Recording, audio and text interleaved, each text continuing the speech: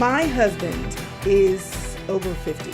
For his 50th birthday, I gave him a surprise birthday party and I invited all of his people to come. His people included his family, of course, my family, of course, but I also invited the slew of people that love him, that have worked with him and have connected with him over the years. This 50th birthday party was a few years ago, but I was thinking about it recently because I was so surprised, not surprised that people came, not surprised that people were celebrating him, but I was surprised because of the amount, the intensity with which people love my husband.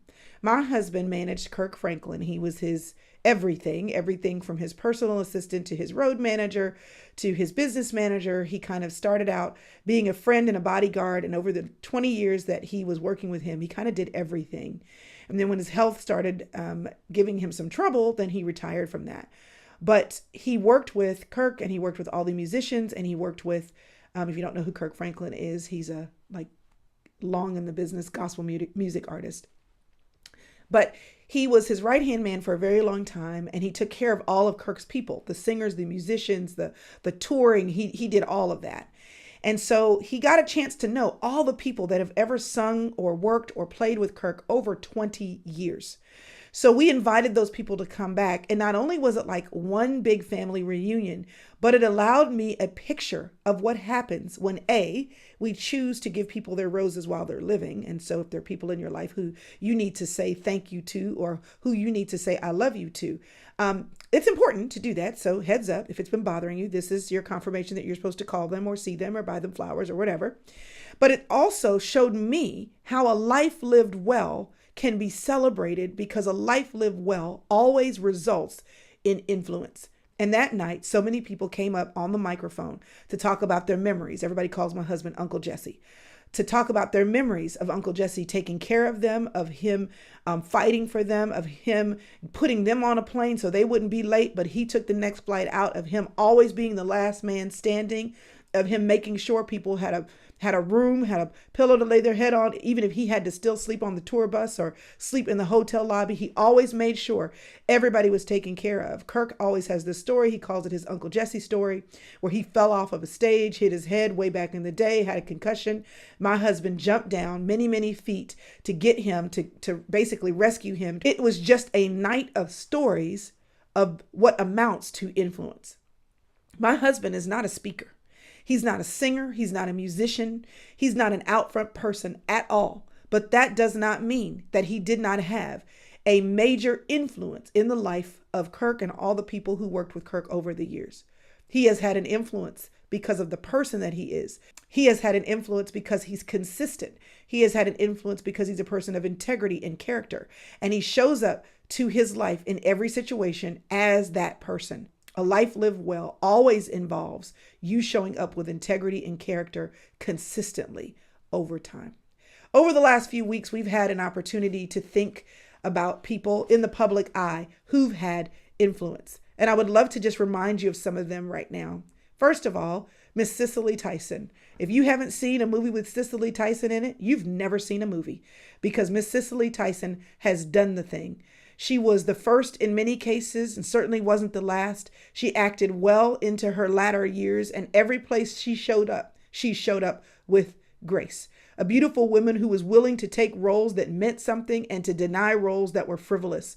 She was intentional about her roles and responsibility in life, not just of furthering her own career, but also making sure that she was in position to further the careers and the lives of other people. She was beautiful. And she remained beautiful until the day of her death. You never saw her showing up looking crazy, because she was intentional about how she showed up. She knew that she was setting a standard for actresses that were with her in her time and actresses that would come behind her. She had influence. You don't just have influence by accident. You have to be intentional. And influence, at the end of the day, is what will last. It's what lasts beyond you. It is the taste that you leave in other people's mouths of who you are.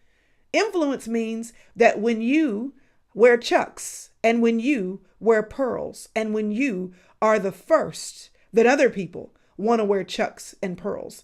And it means that people who recognize your influence, like mothers all over the world, want their daughters to understand that you can wear chucks and wear pearls. Or as my friend Sarah Jakes Roberts likes to say, you can be a girl of lace and of leather. You can be who you're supposed to be and lend influence. If you are anywhere on social media, you found this to be true. There were people all over the place wearing chucks and pearls because our first woman of color to be in the White House in the position of influence, a vice president, and the first woman of color who is not only African American, but Asian American, who has an Indian influence in her heritage. She said, I wear chucks and I still wear pearls. And I am in a position of influence. And that day was celebrated by many of us, not just because we're women of color, not just because we have Asian or Indian American influences, but because if you're a woman, girls, we made it to the White House. And lots of moms wanted their daughters to commemorate that special day. So this is my friend, Lindsay Bolton. I actually really do know her in real life.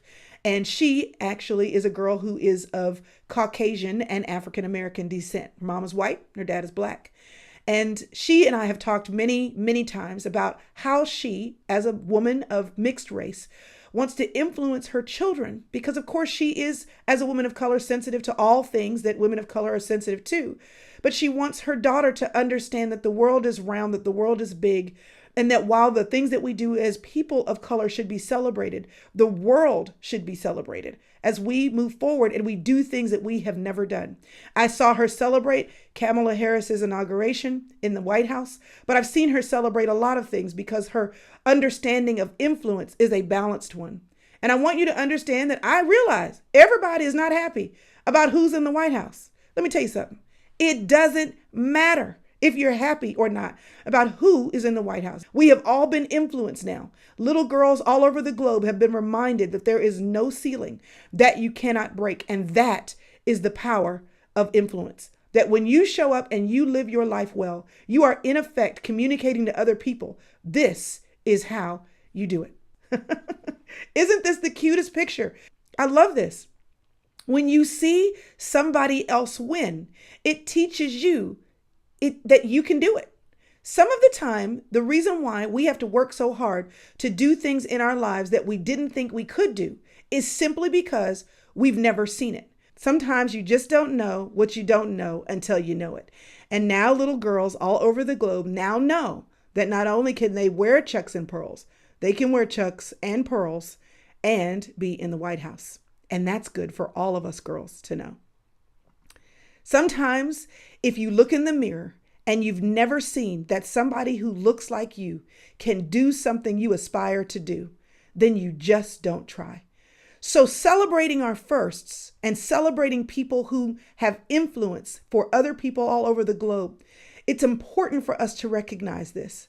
Influence comes in all sizes and shapes, but we would be amiss if we simply didn't pause to say that it matters that I can look on a screen and see somebody that looks like me doing something that one day I might aspire to do. Okay, so let me just say something though. Everybody's floating around the internet, chucks and pearls, chucks and pearls, chucks and pearls. And I take a little bit of offense to that. I've been wearing chucks and pearls, y'all, for a long time. Didn't nobody celebrate me? Didn't nobody put nobody started a meme and a hashtag about me. But it's true. It's very true. I started wearing chucks and pearls. In this picture, I don't have on my pearls, but I do have pearls that I do wear.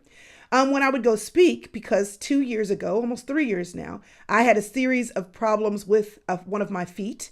And in order to be able to speak and still look intentional, I started wearing Chuck Taylors. Now, I probably have, about 9 or 10 pair, because when you wear them all the time, the toe box was roomy enough for me. When you wear Chucks all the time, you don't want people to think that's the only shoe you have. So I've got white ones, I've got yellow ones, I've got gray ones, I've got white ones, I've got high tops, I've got glittery ones. My mother even bought me a pair of glittery ones. These black ones that I just showed you a picture of, those are actually leather. So, I've got my own situation with Chuck Taylors. But I have to tell you that what I have heard people say is, as I've been to different places where I speak, but often I'm speaking at churches, I've had women say after I speak, "Thanks so much, Chrystal, for being you. Thank you for showing up and not wearing the heels and letting me know that it's okay to be me. I'm not the only person who has used what they wore to influence someone else. I'm not the first. I won't be the last. Neither is Miss Harris. Y'all will recognize this person, Barbara Bush, wearing her signature pearls. Even as she aged, I found pictures around of her on the internet. She always was wearing pearls. And if you were around when Barbara Bush was around, you know that while, of course, she did make the space to be upfront with her husband, she was a very quiet woman who was really interested in serving her family. She quoted Mother Teresa often when Mother Teresa said, if you want to change the world, go home and serve your family. So what I want to talk to you about today is the power of influence, the power that you have to influence other people. My husband influenced people being a person behind the scenes. I influence some people wearing some Chuck Taylors when I go speak, just to make them know it's okay to dress how you need to dress in the season that you're in. And then also Kamala Harris, of course, being in the White House, has influenced women around the globe, women of color and women of non-color, the lighter hue or other hues, that they can do it too. And you influence no matter where you're standing, no matter where you're standing, no matter what you're wearing, no matter where you are or who you have the opportunity to influence somebody else. And if you understand how much you have the power to influence, it will change what you do every day. To know that what you do, who you are, what you look like, how you engage wherever you are in life, that you have the power to influence someone else. Influence is important. What we see, what we hear, what we say has the power to influence us. And in the same token, the things that we don't hear, the things that we don't hear said, that we don't see, that we don't experience, that has the power to influence us too. Someone is always watching you. Someone is always watching you, which means you always have the opportunity to change someone's day. I can't tell you how many times I've been in the grocery store line and make it my business, because I have the bandwidth in that moment, to look the cashier in the eye and say, thank you so much for helping me today. How is your day going? When do you get off? And to see the person's attitude, their temperature of being rise simply because they're noticed. The power of my influence in that moment is to say, you have a job to do, and I could go through this line and never look you in the eye, never care about you as a human being. But I also have the power to let you know that one human being to another, I see you, that I notice that, your hair is nice today, or I like your glasses, or how long have you been here? 15 years? Well, that's notable. I don't know when you celebrate your next anniversary, but kudos to you for being faithful. You never know how something you say to somebody who you never know can influence their day or influence decisions that they will make in their life. Cashiers at Target, young women who are going to school, and they say, yeah, I just work here part-time while I'm going to school. And I say, hey, I know you don't know me from Adam or from Eve, but look at me. And they pause for a second, and I look at them and I say, finish. The world needs what you have to give. They may or may not even remember that I said that. But in that moment, I bet you there's at least one woman who will. Wear your influence, because your influence is important. What you don't give to people matters. Some of us are still reeling from what we didn't get from in our childhood. That the person who we needed to affirm us the most never did, that they never smiled when we walked in a room, that they never were kind and caring, that we needed support at home to be successful in school and we didn't get it. We needed teachers to care and we didn't have them. We needed that. So some of us know what influence is because we've seen it and we've experienced the positive benefit of that. Some of us know that influence matters because we didn't get it. No one influenced us in the direction that we needed to go, and we've been reeling ever since trying to figure it out. Your influence is important. How you treat people, how you speak to people, whether you agree or disagree with them, the way you interact with other people not only shows them that their thoughts, their opinion, that their life matters, but that you are influencing them as to what it looks like for a woman with dignity to show up in a room even where she disagrees with other people who are there. There is a way that you can carry yourself Want to change the world? Mother Teresa said, go home and love your family. And I would say, if you want to change the world, love people. Love others. That's what Jesus told us to do. Are you moving in your life with love? You want to know where you have influence? Look at where you spend your time. Who are you around a lot? Is it your family? Is it your coworkers? Is it your church? Is it your community? Is it a store that you're always in and you always see that one person in Old Navy, or it's that one barista in Starbucks? Where are you? Wherever you go, you have the power to influence. I was talking to my daughter Karis yesterday, or all this week actually, as she tries to make decisions about where she spends her time as a mother of young children, 3 young children, and as a business owner and as an entrepreneur, and balancing all the things. And I said, the question that you always have to ask is, you will leave influence, but determine in advance how you want that influence to be spread, who you want to receive it, and how much of it you want to give. You've got 24 hours in a day. And people really don't regret not working more. They really don't regret not climbing the ladder. When you get to people who are on their deathbeds, the thing that they always regret is the influence with the people that mattered most, and whether or not they gave their best to leave an impact and a legacy with the influence of their lives. And if you're not intentional about how you spend your time, your influence, as important as it is, won't get spent the way you want it. Oh, it'll get spent. Your time will get spent. Your energy will get spent. Your mojo will get spent. It just may not get spent in the places where it matters most. So ask yourself this question, and I'd love for you to share your answer in the comments below. What influence matters most in your life right now? If you're a mom, it goes without saying, of course it's supposed to be your kids. So say your kids. But where else are you? Who else needs your intentionality? What if you have kids, but what if they're grown? You're an empty nester. Are there other young women in your life that need your influence, that are in your career path? They're also healthcare workers, or they're also teachers, or they're also women who work at the church, or they're also women in the community who need you to just show up and be there. There's this thing called the ministry of presence.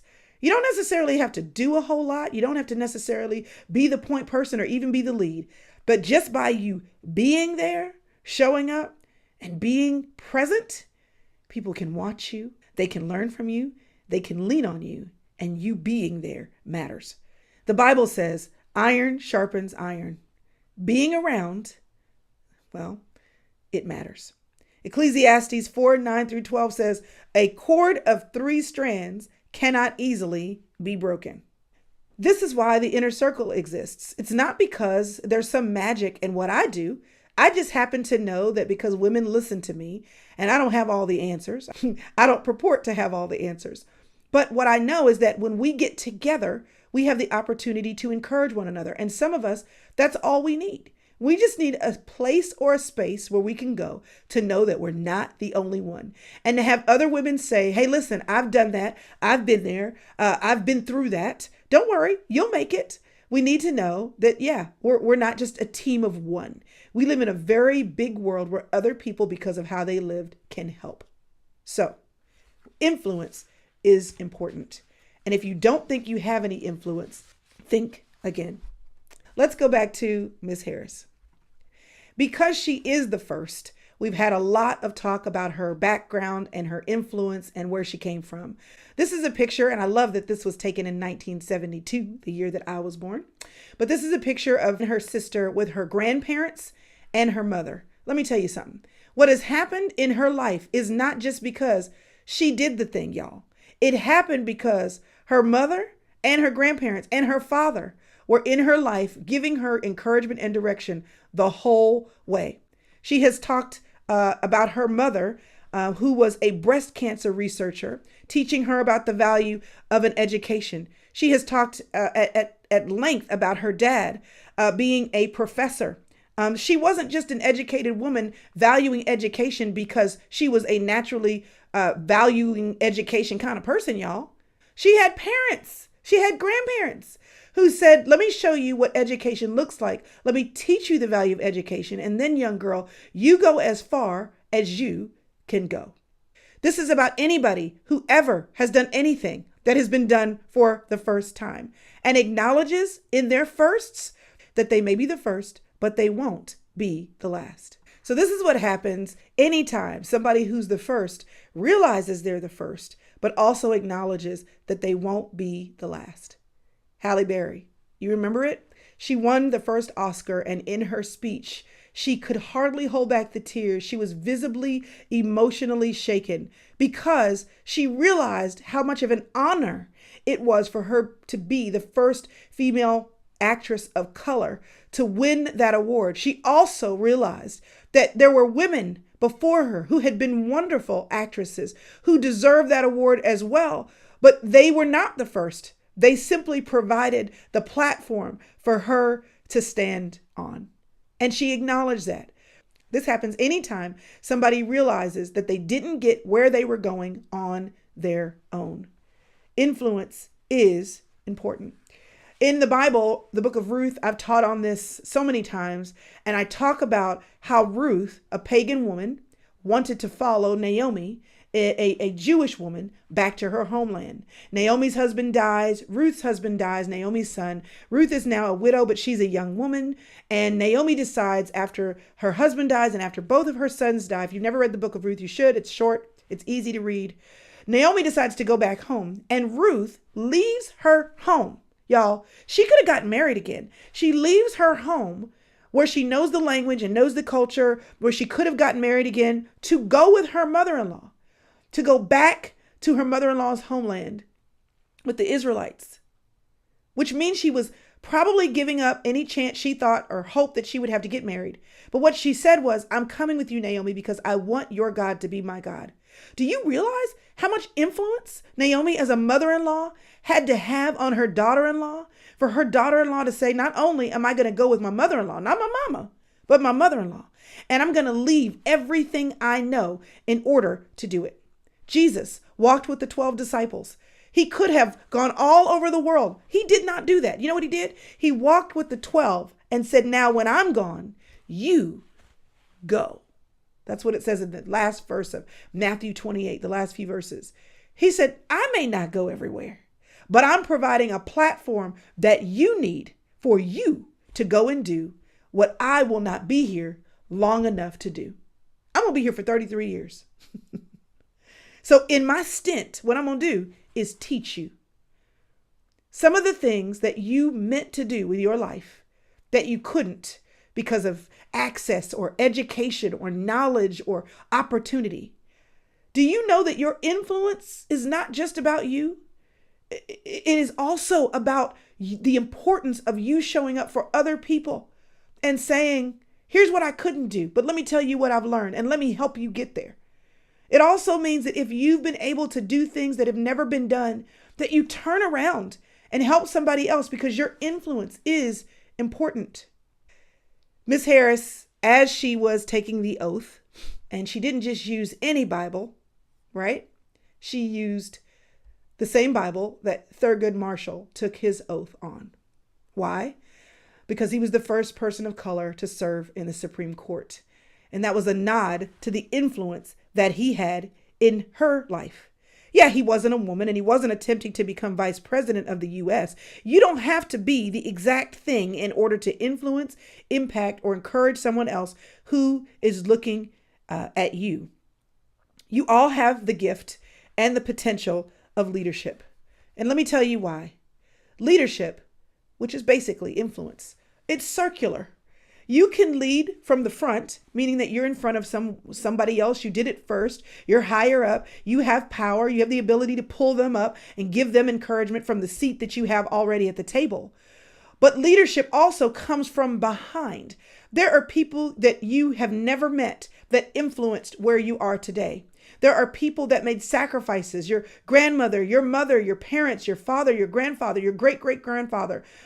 Anybody who's of color, we stand where we stand today because there are people who made sacrifices to do the best that they could do with what they had so that we could do the best with what we have to do today. This is why the celebration of Black History Month is so important, because throughout the history books, there have been people of color who've made contributions to society that were never talked about. Their names were never written in the black bold ink in the history textbooks that we studied. And if we don't recognize that there were contributions throughout history of people who look like me, then we are shortchanging ourselves of the pride and the understanding that we have what it takes. Because sometimes if you don't know that somebody who looks like you has done it, then you don't necessarily have the same understanding down deep in your heart and in your soul that you can do it too. It's important to know that you can. And just because I've never met you doesn't mean you didn't impact my life. So just sidebar here. If you're on my email list, which you should be, crystalevanshurst.com, I'll be dropping little tidbits of things that you can do and look into, study, develop, read, watch, people you should know in the email list as we go through the month of February. So look forward to that. So this is why it's important to know who's been before us. And sometimes the people who came before you didn't do what you aimed to do, but they still influenced you. Let me talk some more about what it looks like to lead when you're not necessarily in a leadership position. This is my grandmother. She died when she was 97 years old. She had 8 children. She always wanted to be a missionary. That was actually what she intended to do when she got saved. She dove into her relationship with Jesus Christ and wanted to commit herself to telling others about him, about his word, about salvation. And then she met my grandfather and then decided that her mission field were the children down the hallway. She had 8, 4 boys and 4 girls. Of those children, 5 of them are in ministry. 4 of them are in full-time ministry. And she always says that the impact of her influences was given first to the people that knew her the best, the people down the hallway. This is my Aunt Elizabeth. She has basically helped my mother with all of us, right? She took care of us when my mother and my father had to go out of town. She helped with the children's ministry at the church. She was the first Sunday school teacher. All of us kids know Auntie. Now, this is Auntie with my granddaughter, Ellie. Y'all all know Ellie. Auntie still is rolling with the kids. She has her doctorate degree, y'all, in childhood development. Doctorate degree. But she still gets joy from watching the kids. And she influences all of us, her nieces and nephews, and now her great nieces and nephews, because she understands that even though she, as a woman who has no children in her life, she's never been married, even she, because of her love for children, can lend influence. You don't have to be whatever you think you have to have influence. And you don't necessarily have to be a person who's on a stage, behind a screen, on TV, with some big title to do what you're supposed to do. My aunt's title, her doctorate in child development, has nothing to do with the fact that she loves children and that she makes time to be with them, to tell them that she sees them, to speak life and love into their hearts. Where can you lead? From the front, yes, of course. If you've got a title or a platform or a position, or you've achieved some things that allow you to be visible to other people, or you're high enough in the company to reach down and grab somebody else's hand and show them the ropes for how to get where you had to work so hard to get. Yes, you can do that. But you can also lead from behind. Because what if the investment that you're making to do what you can with the life that you've been given is the platform that provides the influence for somebody else to go where you never intended or dreamed of going? You got to make adjustments in your circle if your circle doesn't fit. There should always be somebody in front of you leading and someone behind you that you're leading to.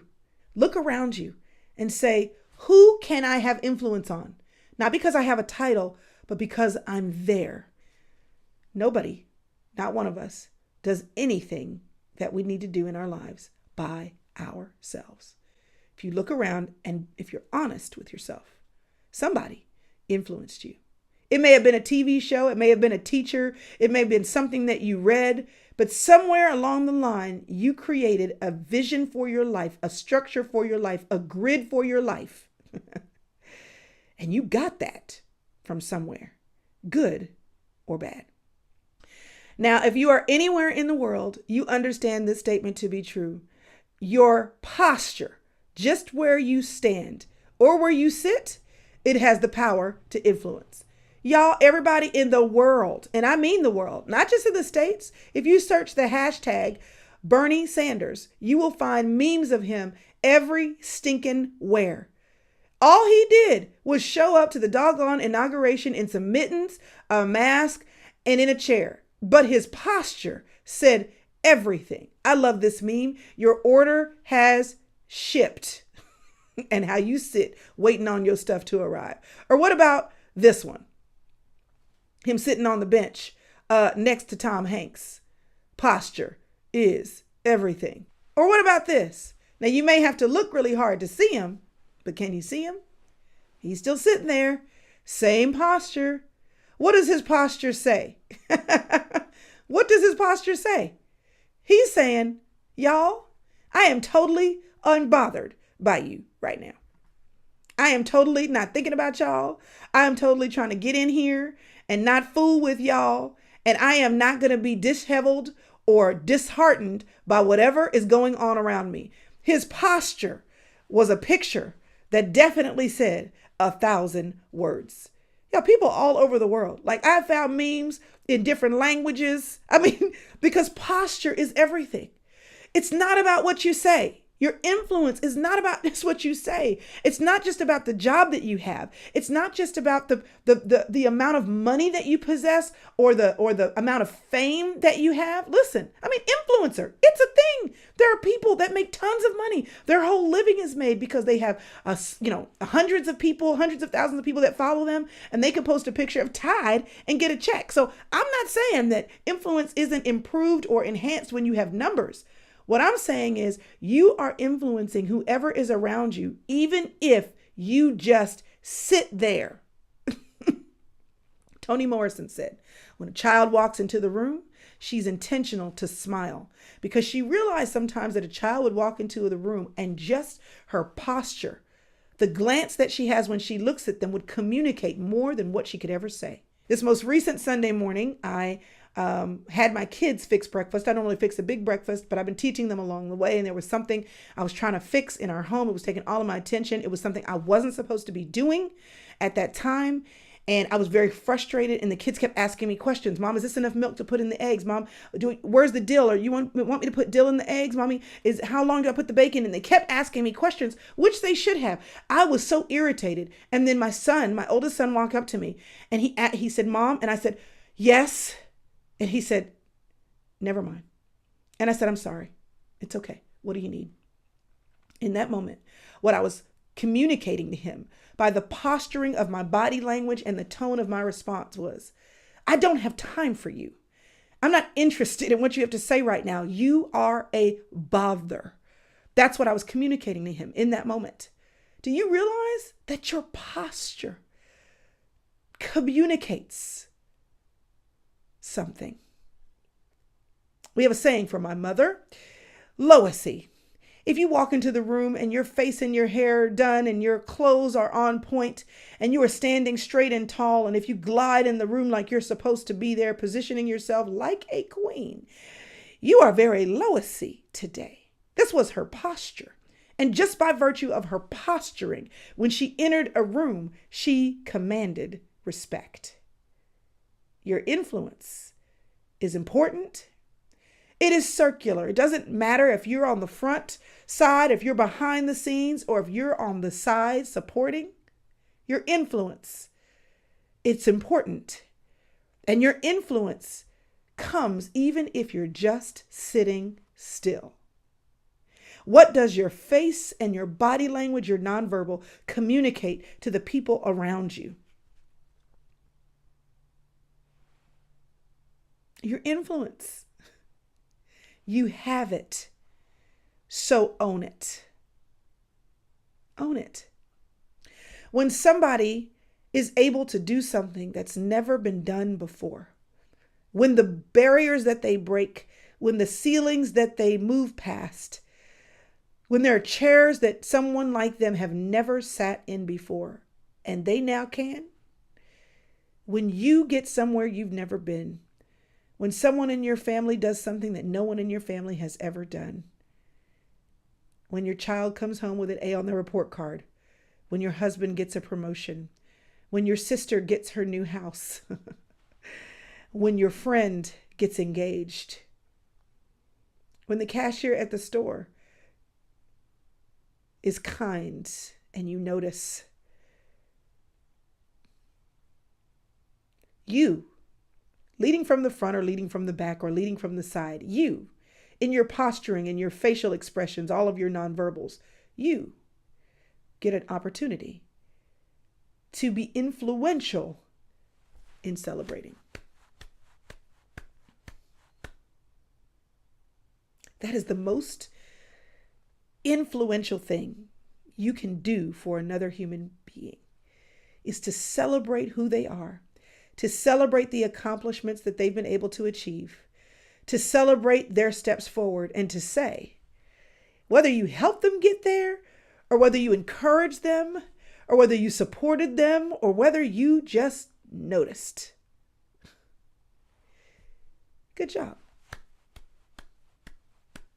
Good job. I see you, and I celebrate who you are and the gifts that you bring to this world. Regardless of your persuasions, black, white, or as the song goes, red and yellow, black and white, we are all precious in His sight. And you need to figure out a way to know and use your influence, and then take the opportunities that present themselves to recognize and celebrate the influence of others. Because at the end of the day, y'all, we're all just trying to get where we individually are trying to go. And as we move forward, we get to be influenced by others, and we get to influence others too. You today have the power to own, to operate in, and to acknowledge the power that you have to influence. We all have it. Use your power.